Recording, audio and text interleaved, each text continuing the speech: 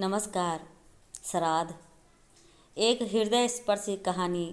ऐसा क्या हुआ कि अनामिका घर में सुबह से ही चहल पहल मची थी। सब जल्दी उठ नहा धो लिए। अनामिका जी भरे पूरे परिवार में रहने वाली, जो रोज़ फुर्ती में दिखाई देती है, आज शांत थी। बालों की सफ़ेदी उनके तजुर्बे को बयां कर रही थी। नहा कर निकली तो बड़ी बहू स्नेहा चाय बना लाई। ये रोज़ सुबह का रूटीन है। जब सास बहू साथ में चाय पी सारे दिन की दिनचर्या तय कर लेती हैं। क्या बनाना है, कहाँ जाना है, सब कुछ। माँ, क्या बात है, तबीयत ठीक है ना आपकी?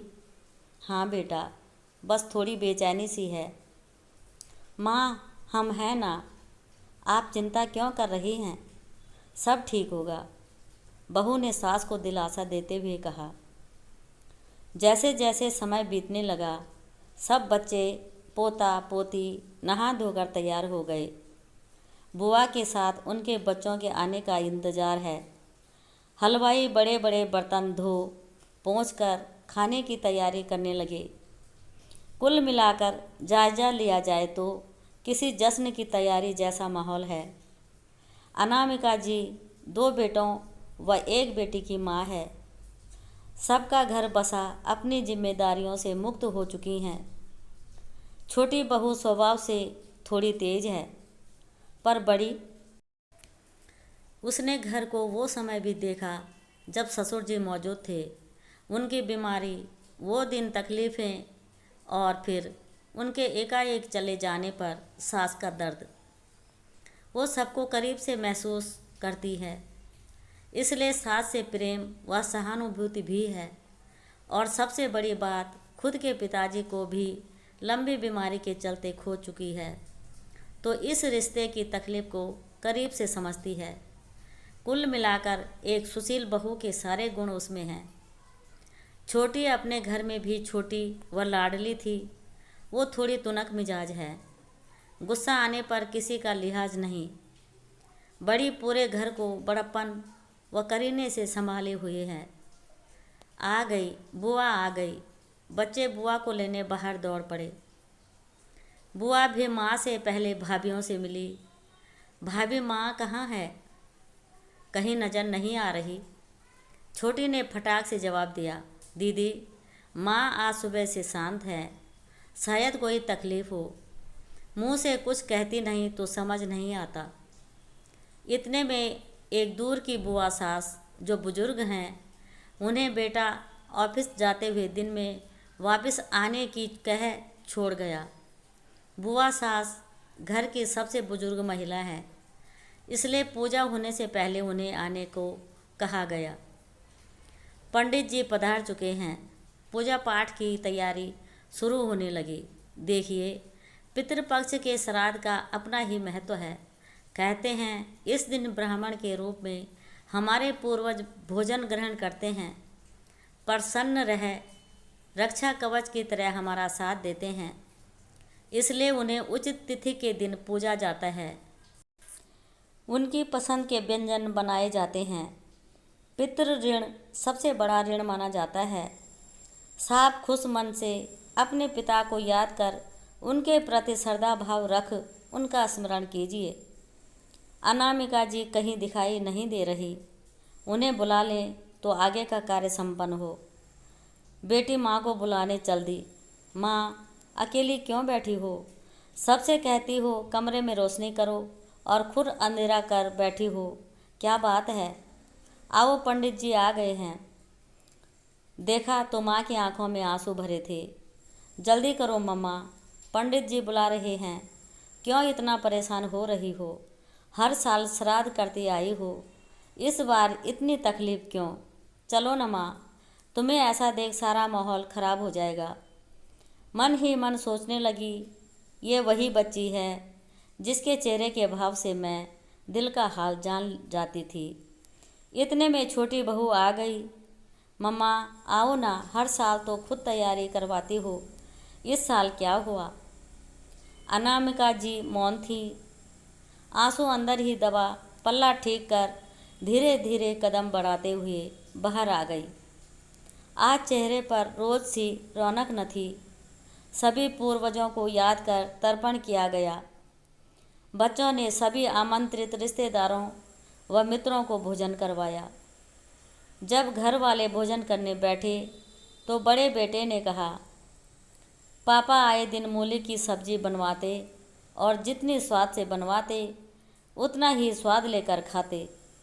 आज के हर खाने की चीज़ों के साथ पापा की यादें जुड़ी थी। अनामिका जी फीकी सी हंसी हंसकर बोली, भगवान का खेल भी अजब है। जीते जी भागा दौड़ी में लगे रहे, कभी तसल्ली से नहीं खाया। और आज देखो ना, सब चीज़ें उनके पसंद की हैं, पर खाकर तारीफ़ करने वाले वो खुद नहीं। इंसान क्या सोचता है और क्या हो जाता है। खाने के बाद पूरा परिवार एक जगह बैठा हंसी मजाक में लगा था, क्योंकि आज पापा का दिन था। उन्हें बराबर याद किया जा रहा था। सालों बीत गए, आज ऐसा कुछ नहीं था जो नया हुआ हो। सबकी बातों के बीच चुप बैठी अनामिका जी थोड़ी देर में उठ अपने कमरे में जाकर लेट गई। किसी ने इस बात को गंभीरता से नहीं लिया। सोचा थक गई होंगी इसलिए सोने चली गई। सब अपनी गप्पों में मशगूल थे। सोचते सोचते अनामिका जी ने को झपकी आ गई। उठी तो बाहर अंधेरा दिखाई दिया। छोटी बहू ने आकर कहा, मम्मा सुबह का सारा खाना रखा है, क्या आपके लिए भी लगा लाऊं? नहीं, कह गर्दन हिला दी। रसोई में जाकर बोली, ताज़ा खाने की आदत है, अभी ताज़ी रोटी बनाकर दोगे तो खा लेंगी। अरे इतना तो समझना चाहिए कि सारे दिन लगे लगे हम भी थक गए हैं। ये सब आपके कारण है दीदी। ज़बरदस्ती में आपने आगे से आगे करके देने की आदत डाल रखी है। बस करो छोटी, जो मन में आता है कहती चली जाती हो। थोड़ा तो लिहाज करो, और कुछ नहीं तो आज के दिन की महत्ता को समझा होता। कह बड़ी बहू सास के पास चल दी। माँ खाना परोस दूँ? नहीं बेटा, तुम लोग अपना खाकर फ्री हो लो, मुझे बिल्कुल भूख नहीं। समझ सकती हूँ माँ आपकी तकलीफ़। जो तकलीफ़ आपको है उसे कोई महसूस नहीं कर सकता। इतना समय बीत गया है, इन लोगों के लिए श्राद्ध हर साल का फर्ज है। बच्चों ने दादाजी देखे ही नहीं, उनके लिए आज का दिन इकट्ठा हो बढ़िया खाना खाने का मौका। पर आप पर जो बीत रही है उसकी तुलना किसी से नहीं की जा सकती। माँ, आप तो इतने सालों से खुद सब तैयारी कर श्राद्ध करती आई हो, आपकी बार इतनी बोरियत क्यों? नहीं जानती बेटा, शायद अब बच्चे बड़े और समझदार हो गए हैं, इसलिए इस बार उन्होंने अपना फ़र्ज समझकर सब तैयारी कर ली, तो लगा मेरा फ़र्ज पूरा हो गया। आज पहली बार इतनी फुर्सत में थी कि उन्हें याद कर पाई। खीर मुंह में डालते ही एकाएक उनके चटकारे याद आने लगे। शायद हम अपनों को न भूलें, अपने बच्चों को पीढ़ी दर पीढ़ी अपनों से परिचित करवाते रहें, उन्हें अपने अपनों से मिलवाते रहें और इस रूप में संस्कार सिखाते रहें। इसलिए श्राद्ध बने। ठंडी आह भरते हुए बोली, आज सालों बाद उनको याद करने का भरपूर समय मिला। छोटी बहू, यकीनन मुझे गर्म रोटी अच्छी लगती है, पर यह कतई मत सोचना कि आज मुझे गर्म रोटी चाहिए थी। अरे आज कैसे हलक से निवालन निकलता, वो दिन क्या कभी मैं भुला सकती हूँ। कितनी तकलीफ़ से आज के दिन उनकी सांस छूटी थी। बेटा, चाहे तुम सबका उनसे समीपता का रिश्ता था, पर मेरे लिए तो जीवन के आधार थे। मैं भुला कर भी उन्हें भुला नहीं सकती। जीवन में सब छोड़ आगे बढ़ना पड़ता है, कभी अपने लिए, कभी अपनों के लिए। कैसे भूल जाऊं जिस कश्ती पर सवार होकर चली थी, वो कश्ती वो खुद थे। बहुत खुशी होती है जब अपना अपना फ़र्ज निभा तुम तीनों का परिवार साथ बैठता है, पापा को याद करता है। पर बेटा, इन सब में मैं कहीं खो गई हूँ। मेरी किसी बात का बुरा मत मानना। कह वो दूसरे कमरे में चली गई। सब चुप थे। बड़ी बहू की आंखों में आंसू निरंतर बह रहे थे। सही कह रही हैं माँ, हम सब जिस कश्ती के सवार हैं उस कश्ती को याद कर सारे फर्ज चुकाना चाहते हैं, वो भी अपने स्वार्थवश कि पितृ श्राद्ध से खुश हो पूर्वज हमें आशीर्वाद देंगे, हमारी तकलीफ़ें दूर होंगी, उन्नति का रास्ता मिलेगा। लेकिन वो पतवार जो इस कश्ती को चला रही थी वो किस दौर से गुजर रही है, हम में से किसी ने उनका मन टटोलने की कोशिश भी नहीं की। ये भूल गए कि माँ यदि खुश हो रहेंगी तो कोई हमसे कैसे नाराज़ हो सकता है। आज हम सबके लिए विशेष दिन था, लेकिन माँ वो कैसे सहज रह सकती हैं ये किसी ने नहीं सोचा।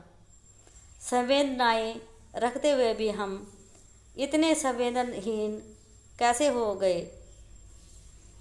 सब अपनी गप्पों में इतने मशगूल हो गए कि उनकी तकलीफ़ को समझ ही न पाए। सभी को अपनी गलती का एहसास था। सामने मौजूद इंसान की भावनाएं आहत न हों ये प्रयास करें।